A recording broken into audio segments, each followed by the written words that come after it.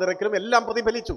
അങ്ങനെ കേരളം ലോകത്തിന്റെ ശ്രദ്ധാകേന്ദ്രമായി മാറിയ 10 കൊല്ലമാണ് കടന്നുപോയത്. ഇതിനിയും അഭിവൃദ്ധിപ്പെടണം, അതാണ് നമ്മുടെ ആഗ്രഹം. കേരളത്തിലെ LDF ഗവൺമെന്റിനെ സംബന്ധിച്ചിടത്തോളം കഴിഞ്ഞ ഒരു ദശാബ്ദം നമ്മുടെ നാട്ടിലുണ്ടായ എല്ലാ മാറ്റങ്ങളുടെയും നേതൃത്വം ഗവൺമെന്റിന്റെ പദ്ധതികളായി. ഞാൻ എല്ലാം ഇവിടെ വിശദീകരിക്കണമെന്ന് ആഗ്രഹിക്കുന്നില്ല. ഒറ്റ വാചകത്തിൽ പറഞ്ഞാൽ കേരളത്തിന്റെ മുഖച്ഛായ മാറ്റുന്ന വൻകിട വികസന പദ്ധതികൾ, ബൃഹത് പദ്ധതികൾ, ഒപ്പം ഏറ്റവും സാധാരണക്കാരായ ജനങ്ങളുടെ ജീവിതത്തിൽ ആശ്വാസമായി അനുഭവപ്പെടുന്ന ക്ഷേമ പദ്ധതികൾ രണ്ടും നമ്മൾ സമന്വയിപ്പിച്ചു. അതാണ് LDFന്റെ നേട്ടം. കേരളത്തിന്റെ മുഖച്ഛായ മാറ്റുന്ന വൻകിട പദ്ധതി, ദേശീയപാത വികസനം, ഗെയിൽ പൈപ്പ് ലൈൻ, കൊച്ചിയിടമൺ പവർ ഹൈവേ, മലയോര ഹൈവേ, തീരദേശപാത, വിഴിഞ്ഞം പോർട്ട്, ഫോൺ, എണ്ണിപ്പറഞ്ഞാൽ തീരില്ല. അതിനെയാണ് ഫ്ലാഗ്ഷിപ്പ് പ്രൊജക്ട് എന്നൊക്കെ പറയും. കേരളത്തിന്റെ മുഖച്ഛായ മാറ്റുന്ന വൻകിട പദ്ധതികളാണ്. ഇന്ത്യക്ക് മാതൃകയായി ഇതെല്ലാം പൂർത്തിയാക്കാൻ നമുക്കായി. ഇന്ത്യയിലെ ആദ്യത്തെ വാട്ടർ മെട്രോ നമ്മുടെ കൊച്ചിയിലാണ്. ഇന്ത്യയിലെ ആദ്യത്തേത്.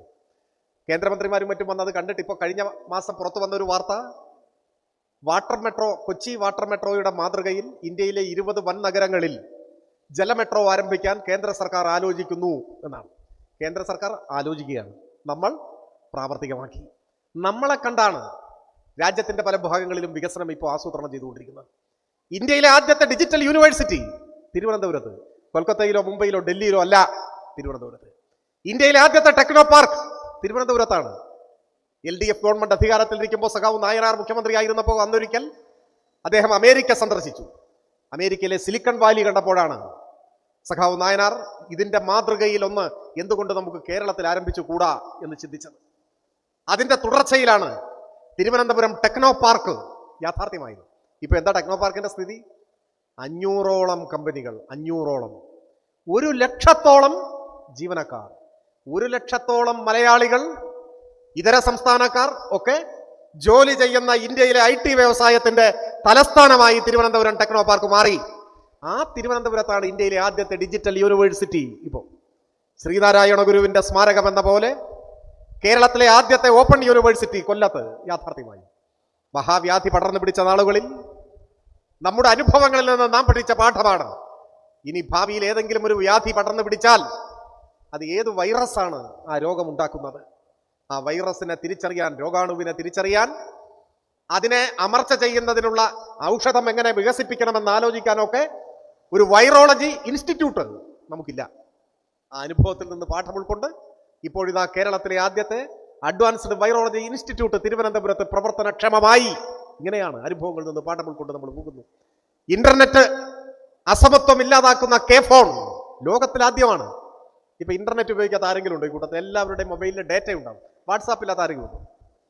എന്നാൽ ഈ വാട്സാപ്പിന് വേണ്ടി മാത്രമല്ല, പുതിയ കാലത്ത് സ്കൂളിലും കോളേജിലും പഠിക്കുന്ന കുട്ടികൾക്ക് പഠനാവശ്യത്തിന് ഇന്റർനെറ്റ് വേണം. അതിനി രക്ഷിതാക്കൾ കാശ് കൊടുക്കണ്ട. BPL കുടുംബങ്ങൾക്ക് സൗജന്യമായി ഡേറ്റ, ഇന്റർനെറ്റ് 20 ലക്ഷം വരും. 20 ലക്ഷം കുടുംബങ്ങൾക്ക് സൗജന്യം. APL കുടുംബങ്ങളും വിഷമിക്കേണ്ട, അവർക്ക് സൗജന്യ നിരക്കിൽ. ലോകത്തിൽ ആദ്യമായാണ് ഒരു സർക്കാർ ഇന്റർനെറ്റ് സേവനം പൗരന്മാർക്ക് സൗജന്യമായും സൗജന്യ നിരക്കിലും നൽകുന്നത്. ഇപ്പൊ കണക്ഷൻ കൊടുത്തോണ്ടിരിക്കുകയാണ്. പവർ കട്ട്, ലോഡ് ഷെഡിങ്ങും ഇല്ലാത്ത നാടായി നമ്മുടെ നാട് മാറി. സ്കൂളിൽ കുട്ടികൾക്ക് പരീക്ഷാകാലത്ത് പോലും പുസ്തകം കിട്ടാതെ തെരുവിലിറങ്ങിയ ഒരു കാലം നമ്മുടെ ഓർമ്മയിലുണ്ട്, അല്ലേ? ഇപ്പോഴോ സ്കൂൾ തുറക്കുന്നതിന് മുൻപ് പുസ്തകം കൊടുത്ത് ചരിത്രം സൃഷ്ടിച്ച കേരളത്തിന്റെ വിദ്യാഭ്യാസ വകുപ്പ് ഇപ്പോഴിതാ ഈ കൊല്ലം സ്കൂൾ പൂട്ടുന്നതിന് മുൻപ് അടുത്ത കൊല്ലത്തെ പുസ്തകം. നിങ്ങൾ നോക്കൂ, എന്തൊരു മാറ്റമാണ്. UDFന്റെ കാലത്ത് അബ്ദുറബ്ബ് മന്ത്രിയായിരുന്നപ്പോൾ ഓണപരീക്ഷയായി, കുട്ടികൾക്ക് പുസ്തകമില്ല. എന്താണ് പഠിക്കേണ്ടതെന്ന് അറിയില്ല, അധ്യാപകർക്ക് എന്താണ് പഠിപ്പിക്കേണ്ടതെന്നും അറിയില്ല, പുസ്തകമില്ല. കുട്ടികൾ തെരുവിലിറങ്ങി സമരം ചെയ്തു, അവരുടെ തല തല്ലിപ്പൊളിച്ചു, വലിയ സംഘർഷം ഉണ്ടായി.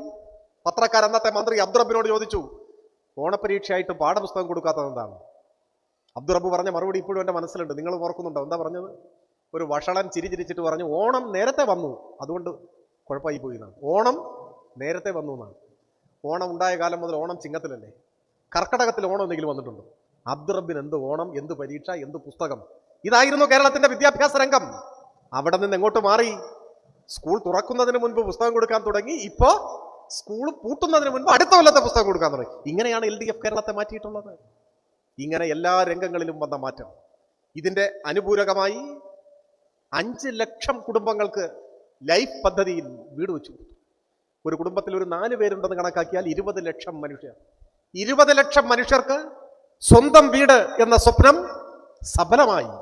വീടില്ലാത്ത ഒരാളെ സംബന്ധിച്ച് വീടെന്ന് പറഞ്ഞാൽ എത്ര വലിയ സുരക്ഷിതത്വ ബോധവും ആശ്വാസവുമാണ്. ഒരു സർവകാല റെക്കോർഡാണ്. 5 ലക്ഷം കുടുംബങ്ങൾക്ക് സ്വന്തമായി വീട്. കേരളത്തിൽ നിയമന നിരോധനമാണ് നിലവിലുണ്ടായിരുന്നത്. ഇപ്പോഴോ ഇന്ത്യയിലെ 10-29 സംസ്ഥാനങ്ങളിലുമായി നടക്കുന്ന സർക്കാർ നിയമനങ്ങളിൽ 60% കേരളത്തിലാണ് എന്ന് പറഞ്ഞാൽ നിങ്ങൾക്ക് വിശ്വസിക്കാൻ പറ്റുമോ? എന്നുവെച്ചാൽ ഇന്ത്യയിൽ 100 ചെറുപ്പക്കാർക്ക് PSC വഴി നിയമനം കിട്ടുന്നുവെങ്കിൽ അതിൽ 61-62 പേർക്ക് ഈ കേരളത്തിലാണ് കിട്ടുന്നത്. ബാക്കി ഇന്ത്യ മുഴുവനും കൂടി 10-38 പേർക്കേ ഉള്ളൂ. അതെന്താണ് അങ്ങനെ? സത്യത്തിൽ സാമാന്യയുക്തിക്ക് നിരക്കാത്തൊരു കാര്യമല്ലേ? ഇന്ത്യൻ ജനസംഖ്യയിൽ 3% മറ്റേ ഉള്ളൂ കേരളത്തിൽ. അങ്ങനെ നോക്കിയാൽ 100 ആൾക്ക് ജോലി കിട്ടുമ്പോൾ 3 ആൾക്ക് ഇവിടെ കിട്ടാൻ പാടുള്ളൂ. പക്ഷെ കിട്ടുന്ന എത്രയാണ്? ഇന്ത്യയിൽ 100 ചെറുപ്പക്കാർക്ക് ജോലി കിട്ടിയാൽ അതിൽ 60, 61, 62 പേർക്ക് ഇവിടെയാണ്. അതെന്തുകൊണ്ടാണ്? ഇന്ത്യയിൽ മറ്റൊരു സംസ്ഥാനത്തും ഇപ്പോ സ്ഥിര നിയമനങ്ങൾ നൽകുന്നില്ല. ജോലിയില്ല. അത്യാവശ്യം വേണ്ടിടത്ത് ദിവസക്കൂലിക്ക് ആളെ വയ്ക്കുകയാണ്. ദിവസക്കൂലിക്ക് ആളെ വയ്ക്കുക എന്ന് പറഞ്ഞാൽ തുച്ഛമായ വേതനം, പെൻഷനില്ല, മറ്റാനുകൂല്യങ്ങളില്ല, ഒന്നുമില്ല. ഒരടിമവേല. പോലീസിലും മറ്റുമായി കുറച്ചു പേരെ മാത്രമാണ് PSC നിയമനങ്ങൾ കൊടുക്കുന്നത്. ഇവിടെയോ കഴിഞ്ഞ 10 കൊല്ലത്തിനുള്ളിൽ LDF അധികാരത്തിലിരിക്കുമ്പോൾ അഭ്യസ്ത വിദ്യരായ യുവതി യുവാക്കൾ 3 ലക്ഷം പേർക്ക് ഈ കേരളത്തിൽ സർക്കാർ ജോലി കിട്ടി. നമ്മുടെ LDF ഗവൺമെന്റിന്റെ ഭരണകാലത്ത് 3 ലക്ഷം യുവതി യുവാക്കൾ സർക്കാർ ഉദ്യോഗസ്ഥരായി മാറി ഈ കേരളത്തിൽ. അതാണ് മാറ്റം. നമ്മുടെ ആശുപത്രികളിൽ, റോഡിൽ, പള്ളിക്കൂടങ്ങളിലൊക്കെ ഉണ്ടായ മാറ്റം ചെറുതാണോ? ഇതോടൊപ്പം ഏറ്റവും വലിയ ആശ്വാസ പദ്ധതിയായി ക്ഷേമ പെൻഷൻ മാറിയില്ലേ? 62 ലക്ഷം പേർക്കാണ്. 62 ലക്ഷം പേർക്ക് 2000 രൂപ പ്രതിമാസ പെൻഷൻ. കുടിശ്ശികയില്ല. ഇപ്പൊ ഇതാ വാർത്ത വന്നിരിക്കുന്നത് എന്താണ്? അടുത്ത മാസം ആദ്യം ഈസ്റ്ററാണ്. അത് കഴിഞ്ഞാൽ വിഷുവായി. പെരുന്നാൾ ഇപ്പോൾ കഴിഞ്ഞതേ ഉള്ളൂ. ആഘോഷവേളകൾ വരുന്ന സമയത്ത് മുൻപും LDF ഗവൺമെന്റ് ചെയ്തിട്ടുള്ളത് അഡ്വാൻസ് ആയിട്ട് പെൻഷൻ കൊടുക്കും. അപ്പോൾ ഈ മാർച്ചിലെ പെൻഷനും ഏപ്രിലിലെ പെൻഷനും കൂടി ഈ ആഴ്ച കിട്ടാൻ പോവുകയാണ്. ഒരാൾക്ക് 4000 റുപ്യ. ഒരു വീട്ടിൽ ഒരു മുത്തശ്ശനും മുത്തശ്ശിയും മാത്രമേ ഉള്ളൂ എന്ന് കരുതുക. അവരെ സംരക്ഷിക്കാൻ ആരുമില്ല എങ്കിലും വിഷമിക്കണ്ട. അവരെ സംരക്ഷിക്കാൻ സർക്കാരുണ്ട്, LDF ഉണ്ട്. ആ വീട്ടിലേക്ക് 2 പേർക്കും കൂടി 2000, 4000, 8000 ഇന്ത്യൻ ഉറുപ്പിക ഈ ആഴ്ച കിട്ടും. ഈ ആഴ്ച ഇന്ത്യയിൽ എവിടെയില്ല. ഇന്ത്യയിൽ വേറെ എവിടെയുമില്ല. 2000 രൂപ പ്രതിമാസ പെൻഷൻ കിട്ടുന്ന ഇന്ത്യയിലെ ഏക സംസ്ഥാനം നമ്മുടെ കേരളം. LDF ഭരിച്ച കേരളം. KC വേണുഗോപാൽ എന്താ പ്രസ്താവന പുറപ്പെടുവിച്ചത് കുറച്ചുനാൾ മുൻപ്? ക്ഷേമ പെൻഷൻ എന്ന് പറഞ്ഞാൽ കൈക്കൂലിയാണ്. നിങ്ങൾ ആലോചിച്ചു. പാവപ്പെട്ട നമ്മുടെ നാട്ടിലെ കാരണവന്മാർ, കർഷക തൊഴിലാളികൾ, പ്രായത്തിന്റെ അവശത അനുഭവിക്കുന്നവർ, അവരുടെ അവകാശമാണ് പെൻഷൻ എന്ന് LDF പഠിപ്പിക്കുമ്പോൾ ഇത് നിങ്ങളുടെ അവകാശമാണ്, സർക്കാരിന്റെ ഔദാര്യമല്ല. ഒരു ജനാധിപത്യ ഭരണ സംവിധാനത്തിന് കീഴിൽ ജനങ്ങളുടെ ക്ഷേമം ഉറപ്പുവരുത്തേണ്ടത് സർക്കാരിന്റെ ഉത്തരവാദിത്വമാണ്. അപ്പോൾ വേണുഗോപാൽ പറയുന്നു ഇത് കൈക്കൂലിയാണ് എന്ന് വെച്ചാൽ കഷ്ടകാലത്തിന് ഏതെങ്കിലും ഒരു കാലത്ത് UDF അധികാരത്തിൽ വന്ന അന്നില്ല പെൻഷൻ, അന്ന് അവസാനിപ്പിക്കും പെൻഷൻ, പിന്നെ പെൻഷൻ പാടില്ല. ഇപ്പോ തടസ്സമില്ലാതെ പെൻഷൻ കിട്ടുന്നു. ഒപ്പം ഇന്ത്യയുടെ ചരിത്രത്തിലാദ്യമായി വീട്ടമ്മമാർക്ക് പെൻഷൻ. നിങ്ങൾ ആലോചിച്ച് നോക്കൂ. ആരെങ്കിലും ചിന്തിച്ചിരുന്നു? ഇവിടെ ഇപ്പോൾ കുറെ വീട്ടമ്മമാർ സഹോദരിമാരിയിരിക്കുന്നുണ്ട്. കേരളത്തിൽ ഏറ്റവും കൂടുതൽ അധ്വാനിക്കുന്ന ജനവിഭാഗം ഏത് എന്ന് ചോദിച്ചാൽ ഏതെങ്കിലും ഒരു ഫാക്ടറിയിലെ തൊഴിലാളിയല്ല, കേരളത്തിലെ വീട്ടമ്മമാരാണ് ഏറ്റവും കൂടുതൽ അധ്വാനിക്കുന്ന വിഭാഗം എന്നതാണ് വസ്തുത. പക്ഷേ അധ്വാനം പലപ്പോഴും കണ്ണിൽപ്പെടില്ല. അത് പുരുഷാധിപത്യ സമൂഹത്തിന്റെ ഒരു ദൗർബല്യമാണ്. നമ്മുടെ സമൂഹം പുരുഷാധിപത്യ സമൂഹമാണ്. വീട്ടിലെ ജോലികൾ സ്ത്രീയുടെ കടമയാണ് എന്നാണ് നമ്മൾ പുരുഷന്മാർ അധികവും ധരിച്ചു വെച്ചിരിക്കുന്നത്. മിനിഞ്ഞാന്നൊരു സുപ്രീം കോടതി വിധി ഉണ്ടായി. നിങ്ങൾ ആരെങ്കിലും ശ്രദ്ധിച്ചായിരുന്നോ? പത്രത്തിലൊക്കെ വന്നായിരുന്നു. എന്താണ് സുപ്രീം കോടതി വിധി? പല പുരുഷന്മാരും അത് വായിച്ചിട്ടുണ്ട്, കാണാത്തവരിക്കുകയാണ്. സുപ്രീം കോടതി വിധി ചരിത്രപ്രസിദ്ധമായ വിധിയാണ്. സുപ്രീം കോടതി പറയുന്നു, വീട്ടുജോലി സ്ത്രീയുടെ മാത്രം ഉത്തരവാദിത്വമല്ല, പുരുഷന്മാരും വീട്ടുജോലി ചെയ്യണം. എന്നിട്ട് ഒരു വാക്കുകൂടി പറഞ്ഞു, പുരുഷന്മാർ വിവാഹം കഴിച്ചിട്ടുള്ളത് ഒരു വീട്ടുവേലക്കാരിയെ അല്ല, ഭാര്യയാണ്. ഭാര്യയുടെ മാത്രം ഉത്തരവാദിത്വമല്ല വീട്ടുജോലി എന്നാണ് സുപ്രീം കോടതി പറഞ്ഞിരിക്കുന്നത്. പക്ഷേ തലമുറകളായി നമ്മുടെ നാട്ടിലൊരു രീതി എന്താണ്? എല്ലാ വീട്ടുജോലിയും സ്ത്രീകളാണ് ചെയ്യുന്നത്. ആദ്യം ഉറക്കമുണർന്ന് എഴുന്നേൽക്കുന്നത് വീട്ടമ്മമാരാണ്. ഏറ്റവും ഒടുവിൽ ഉറങ്ങുന്നവരും അവരാണ്. സൂര്യൻ ഉദിക്കുന്നതിന് മുൻപ് ആരംഭിക്കുന്ന അധ്വാനം പാതിരാത്രി വരെ നീണ്ടു നിൽക്കുന്നതാണ്. എന്തൊക്കെ ജോലികൾ ചെയ്യണം? വീടും മുറ്റവും അടിച്ചു വാരാത്ത ഏതെങ്കിലും ഒരു വീട്ടമ്മയുണ്ടോ? അതൊരു ജോലിയാണ്. PSC വഴി അഡ്വൈസ് മെമ്മോ കിട്ടി നമ്മൾ ചേരേണ്ട ഒരു ജോലിയാണ്. അതിന് ശമ്പള സ്കെയിലൊക്കെ ഉണ്ട്. പാർട്ട് ടൈം സ്വീപ്പർ ഒരു ജോലിയാണ്. ഭക്ഷണം പാചകം ചെയ്യാത്ത വീട്ടമ്മയുണ്ടോ? ഇല്ല, അതൊരു ജോലിയാണ്. കുക്ക്, അതിന് ശമ്പള സ്കെയിൽ വേറെയാണ്. വസ്ത്രമലക്കാത്ത ഏതെങ്കിലും ഒരു വീട്ടമ്മയുണ്ടോ? ഡോബി, അത് മറ്റൊരു ജോലിയാണ്. സ്കൂളിൽ പഠിക്കുന്ന കുട്ടികളെ പഠനത്തിൽ സഹായിക്കാത്ത വീട്ടമ്മമാരുണ്ടോ? അത് ട്യൂട്ടറുടെ മറ്റൊരു ജോലിയാണ്. പ്രായം കൂടിയ ഒരു കുടുംബാംഗം കിടപ്പിലായി പോയാൽ പരിപാലിക്കുന്നത്, ശുശ്രൂഷിക്കുന്ന ആരാണ്? അപ്പോൾ ഒരു ഹോം നഴ്സിന്റെയോ ഒക്കെ ജോലി അവിടെ ചെയ്യാണ്. ഇതെല്ലാം ചെയ്യുന്ന വീട്ടമ്മമാരാണ്. പക്ഷെ ആ അധ്വാനത്തെ നമ്മുടെ സമൂഹം വിലമതിച്ചിരുന്നില്ല. അതൊരു കടമ എന്ന പോലെയാണ്. സ്ത്രീകൾ തന്നെ അതിന്റെ മൂല്യം തിരിച്ചറിഞ്ഞിട്ടില്ല.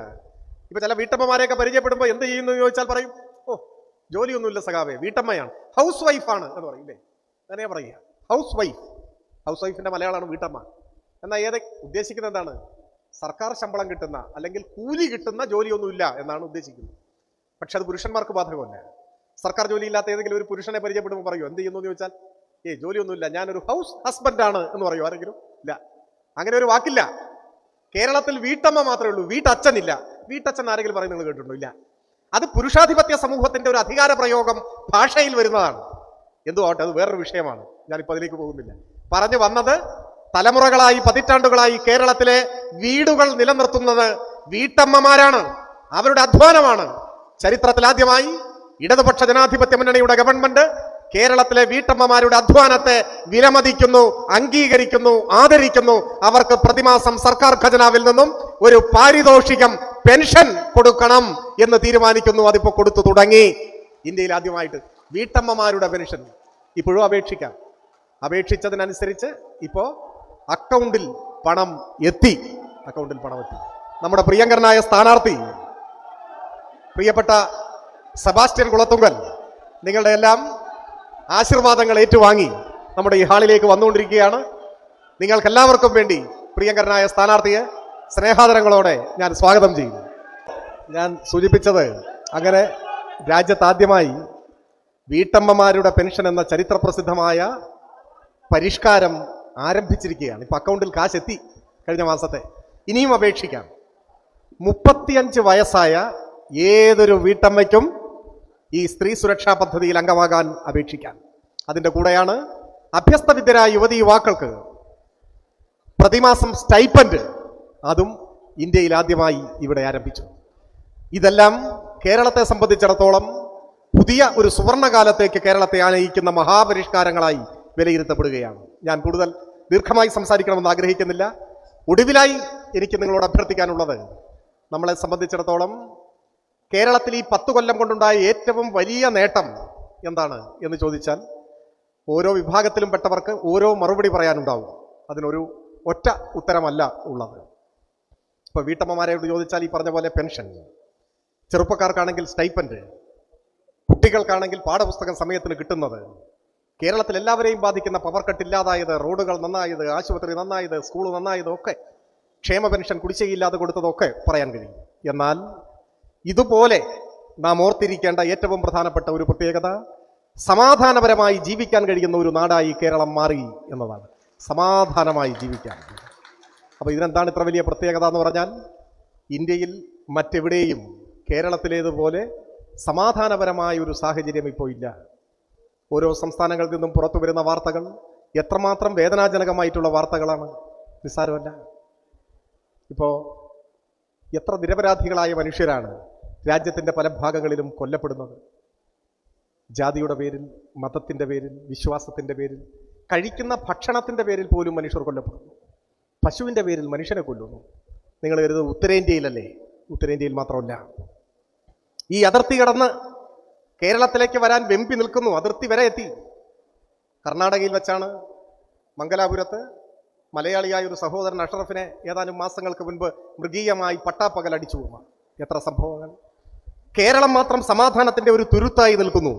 അതിന്റെ കാരണം എല്ലാത്തരം വർഗീയവാദികൾക്കുമെതിരെ അതിശക്തമായ നിലപാട് സ്വീകരിക്കുന്ന ഒരു സർക്കാർ കേരളത്തിലുണ്ട് എന്നതുകൊണ്ടാണ്. മുൻപ് UDFന്റെ കാലത്ത് ഇടതടവില്ലാത്ത വർഗീയ കലാപങ്ങൾ എത്ര കേരളം മറക്കാൻ ആഗ്രഹിക്കുന്ന ആ കഥകളെല്ലാം ഞാനിവിടെ വിശദീകരിക്കുന്നില്ല. മാറാട് എത്ര പേർ കൊല്ലപ്പെട്ടു, എത്ര വർഗീയ കലാപങ്ങൾ, എത്ര പോലീസ് വെടിവെപ്പുകൾ. പാലക്കാട്ട് നഗരത്തിൽ പട്ടാപ്പകൽ 10 വയസ്സ് മാത്രം പ്രായമുള്ള ഒരു പെൺകുട്ടി സിറാജുന്നീസയെ കേരള പോലീസ് വെടിവെച്ചു കൊന്നത് നിങ്ങൾ ഓർക്കുന്നില്ലേ? വെടിവെച്ചു കൊന്നുകളാം. തലങ്ങും വിലങ്ങും വർഗീയ സംഘർഷങ്ങൾ, പോലീസ് വെടിവെപ്പുകൾ, സർക്കാർ മൂകസാക്ഷിയായി നിന്നു. ഇപ്പൊ നമുക്ക് സമാധാനമായിട്ട് ഇവിടെ ജീവിക്കാം. ഒരു വർഗീയ കലാപവുമില്ല, ഒരു വർഗീയവാദിയുമില്ല. വർഗീയവാദികളെ നാട്ടിൽ വിദ്വേഷം വഹിക്കുന്ന രീതിയിൽ വർഗീയ സംഘർഷങ്ങൾക്ക് കോപ്പുകൂട്ടിയാൽ ചെങ്ങല വെച്ച് തുറങ്കിലടയ്ക്കാൻ കെൽപ്പുള്ള ഒരു സർക്കാർ കേരളത്തിലുണ്ട് എന്നത് സമാധാനപരമായ മനുഷ്യജീവിതം ഇവിടെ സാധ്യമാക്കിയിരിക്കുകയാണ്. ഞാൻ കൂടുതൽ വിശദീകരിക്കുന്നില്ല. സമാധാനപരമായി ജീവിക്കാൻ പറ്റണം. അതിന് ഇടതുപക്ഷം കൂടുതൽ ശക്തിപ്പെടണം. ഒപ്പം പെൻഷൻ മുടങ്ങിപ്പോകരുത്, സ്കൂളുകൾ അടച്ചുപൂട്ടരുത്, ഇനി ഒരിക്കലും പവർ കട്ട് ഉണ്ടാവരുത്. കുട്ടികൾക്ക് സ്കൂൾ തുറക്കുന്നതിന് മുൻപ് പുസ്തകം കിട്ടണം. നമ്മുടെ റോഡുകളും ആശുപത്രികളും സ്കൂളുകളും ഒക്കെ നന്നാവണം. നമ്മുടെ നാട് അന്തസ്സോടെ മനുഷ്യന് ജീവിക്കാൻ കഴിയുന്ന നല്ല നാടായി കൂടുതൽ അഭിവൃദ്ധിപ്പെടണം. അതിനെല്ലാം ഇടതുപക്ഷം കൂടുതൽ ശക്തിപ്പെട്ടേ മതിയാവൂ. അതിന് ഈ തെരഞ്ഞെടുപ്പിൽ LDF വോട്ട് ചെയ്യുന്നു എന്ന് പറഞ്ഞാൽ അതിൻ്റെ അർത്ഥം കേരളത്തിന് വോട്ട് ചെയ്യുന്നു എന്നാണ്. അതിന് മറ്റ് രാഷ്ട്രീയമൊന്നുമില്ല. വോട്ട് ഫോർ LDF എന്ന് പറഞ്ഞാൽ വോട്ട് ഫോർ കേരളം എന്നാണ് അർത്ഥം. കേരളത്തിനാണ് വോട്ട്. പൂഞ്ഞാറിൽ സെബാസ്റ്റ്യൻ കുളത്തുങ്കൽ വിജയിച്ചു എന്ന് പറഞ്ഞാൽ പൂഞ്ഞാർ ജയിച്ചു എന്നാണ് അർത്ഥം. നാം ഈ നാട് ജയിച്ചു എന്നാണ് അർത്ഥം. കഴിഞ്ഞ നിയമസഭാ തിരഞ്ഞെടുപ്പ് നടന്നപ്പോൾ കേരളം ഉറ്റുനോക്കിയ മണ്ഡലങ്ങളിൽ ഒന്നായിരുന്നു പൂഞ്ഞാർ. ഞാൻ കൂടുതൽ ഈ തെരഞ്ഞെടുപ്പ് സമയത്തൊന്നും നീട്ടി പറയുന്നില്ല. പൂഞ്ഞാറിന് ഒരു ശാപമോക്ഷം കിട്ടിയത് സെബാസ്റ്റ്യൻ കുളത്തുങ്കലിലൂടെയാണ്. നമ്മുടെ നാട് കേരളത്തിൽ ആദരിക്കപ്പെട്ടത് ഈ മലീമസമായ രാഷ്ട്രീയ സംസ്കാരത്തെ പരാജയപ്പെടുത്തിയ ഒരു ജനതയാണ് പൂഞ്ഞാറിലേത് എന്ന് കേരളം ആദരിച്ചത് സെബാസ്റ്റ്യൻ കുളത്തുങ്കൽ വിജയിച്ചപ്പോഴാണ്. രാഷ്ട്രീയത്തിലെ സൗമ്യദീപ്തമായ സാന്നിധ്യമാണ് സെബാസ്റ്റ്യൻ കുളത്തുങ്കൽ. ഞാൻ അദ്ദേഹത്തെക്കുറിച്ച് പലരോടും സംസാരിച്ചിട്ടുണ്ട്. ഈ മണ്ഡലത്തിൽ രാഷ്ട്രീയമായി വിയോജിക്കുന്നവർ, രാഷ്ട്രീയ എതിരാളികൾ പോലും അദ്ദേഹത്തെക്കുറിച്ച് നല്ല വാക്ക് മാത്രമേ പറഞ്ഞിട്ടുള്ളൂ. എതിരാളികൾക്ക് പോലും ഉള്ളിൻ്റെ ഉള്ളിൽ മമതയും ആദരവും സ്നേഹവുമുള്ള പിടിച്ചുപറ്റാൻ കഴിഞ്ഞ ഒരു സ്ഥാനാർത്ഥിയാണ് അദ്ദേഹം. അതുകൊണ്ട് കക്ഷി രാഷ്ട്രീയത്തിന് അതീതമായി, രാഷ്ട്രീയമൊക്കെ എന്തോ ആവട്ടെ, പക്ഷേ നമ്മുടെ നാടിന് കേരളത്തിൻ്റെ വികസന കുതിപ്പിന് അനുപൂരകമായി ഈ പൂഞ്ഞാറിലും തുടക്കമിട്ടിട്ടുള്ള വികസന പ്രവർത്തനങ്ങൾ ലക്ഷ്യത്തിലെത്താൻ, പൂർത്തിയാക്കാൻ, പുതിയ നല്ല തുടക്കങ്ങൾക്ക് ഒക്കെ നമ്മുടെ നാടിന്, ഏത് പാർട്ടിയിൽപ്പെട്ട ആളാണെങ്കിലും ശരി, നമ്മുടെ നാടിന് നല്ലത് സെബാസ്റ്റ്യൻ കുളത്തുങ്കലിനെ വിജയിപ്പിക്കുന്നതാണ് എന്ന് ഈ നാട്ടിലെ എല്ലാ വോട്ടർമാരെയും ബോധ്യപ്പെടുത്താൻ, അതിനവരെ പ്രേരിപ്പിക്കാൻ നിങ്ങൾക്കാവണം. ഏറെ ആവേശോജ്വലമാണ് തുടക്കത്തിൽ പറഞ്ഞതുപോലെ ഈ മണ്ഡലം കൺവെൻഷൻ. മെയ് മാസം 4-ാം തീയതി വോട്ടെണ്ണി കഴിയുമ്പോൾ LDF കേരളത്തിൽ ഏറ്റവും തിളക്കമാർന്ന വിജയം നേടിയ ഒരു നിയോജക മണ്ഡലമായി ഈ പൂഞ്ഞാറിനെ നിങ്ങൾ മാറ്റണം എന്ന് കൂടി അഭ്യർത്ഥിച്ചുകൊണ്ട് ഞാൻ എൻ്റെ എളിയ വാക്കുകൾ അവസാനിപ്പിക്കുന്നു. ഈ മണ്ഡലം കൺവെൻഷൻ ഔപചാരികമായി ഉദ്ഘാടനം ചെയ്യുന്നതായി അറിയിക്കുന്നു. അഭിവാദനങ്ങൾ.